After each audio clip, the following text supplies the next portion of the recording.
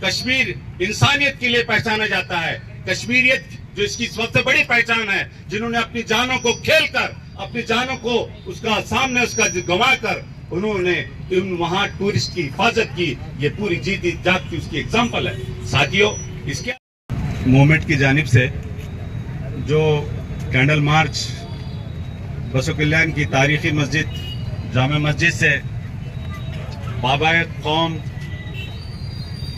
हमारे आइन के डॉक्टर भीमराव अंबेडकर सर्कल, जिसको हम अंबेडकर सर्कल के नाम से जाने जाते हैं, ये बसो कल्याण की हर वो मोमेंट का एक प्रतीक है, एक सिंबल है।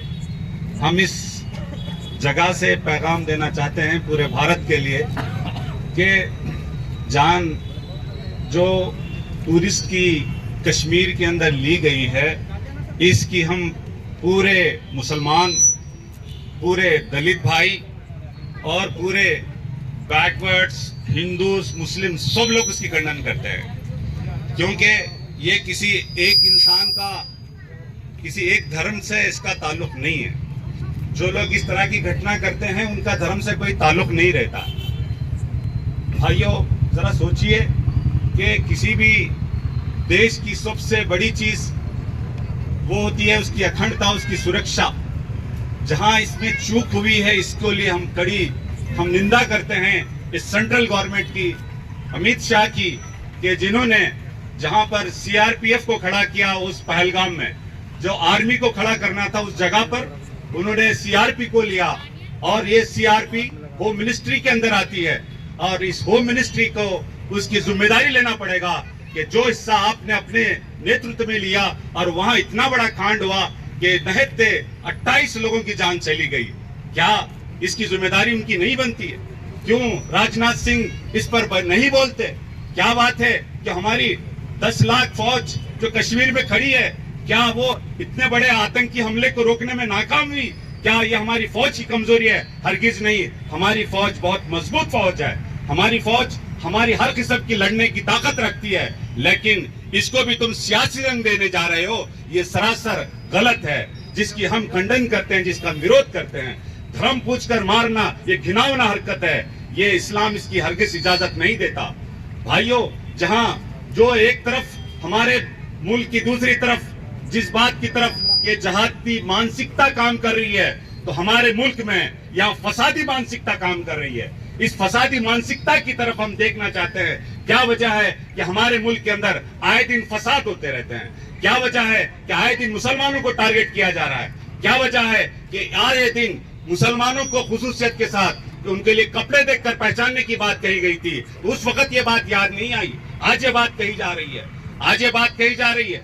आज कश्मीर इंसानियत के लिए पहचाना जाता है। कश्मीरियत जो इसकी सबसे बड़ी पहचान है, जिन्होंने अपनी जानों को खेल कर, अपनी जानों को उसका सामने उसका गंवा कर उन्होंने वहां टूरिस्ट की हिफाजत की, ये पूरी जीती जागती उसकी एग्जाम्पल है। साथियों, इसके अलावा हमारे सामने कुंभ मेले के अंदर जब इसी तरह का भगदड़ मच गया, तो वहां पर भी मुसलमानों ने मस्जिदों को अपने खोल दिया और अपने दरवाजे खोल दिए और लोगों को अपने पास जगा दिए। आए दिन मुसलमानों को टारगेट करना ये सही नहीं है। मुसलमानों के लिए इस तरह के इल्जामात लगाना सही नहीं है। कभी हम अब्दुल हमीद के तौर पर पाकिस्तान के खिलाफ खड़े थे कि हम रक्षा के मामले में अपने देश के साथ सौदा करने वाले, हम देश के गद्दार नहीं हैं। गद्दार कौन है उनको पहचानिए, गद्दार है उनको पकड़िए और चौराहे पे लाइए। कौन है जो स्पाइस के लिए, कौन जो मुल्क की जासूसी कर रहे हैं उनको पहचानिए। कौन है जो सरहद पर ठहर कर लोगों के साथ भेदभाव कर रहे हैं।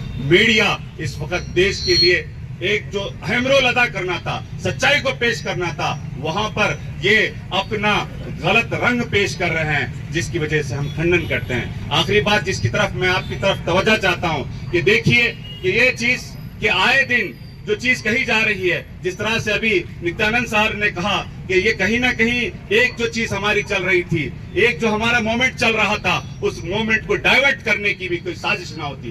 क्या बात है, जब कभी बिल क्लिंटन आता है तो इस देश में इस तरह का कांड कश्मीर में होता है। आज भी अमेरिका का वाइस प्रेसिडेंट इस देश में आता है, उस वक्त ये बात होती है। क्या बात है, इसको जानना पड़ेगा। इसको सोचिए कि क्या वजह है, क्यों इस तरह के हमले होते हैं। जब कभी बाहर से खास करके यूनाइटेड स्टेट से कोई बड़ा आदमी इस मुल्क में आता है, उस वक्त ये चीज होती है। हम इसकी पूरी तरह से जांच, ये जो हमला किया गया इसकी खंडन करते हैं और इसका मुंह तोड़ जवाब देने का डिमांड भी करते हैं। हम इस अपनी फौज के पर भरोसा रखते हैं और सरहद के किनारे जाकर उसका पूरी तरह से हिसाब लिया जाए।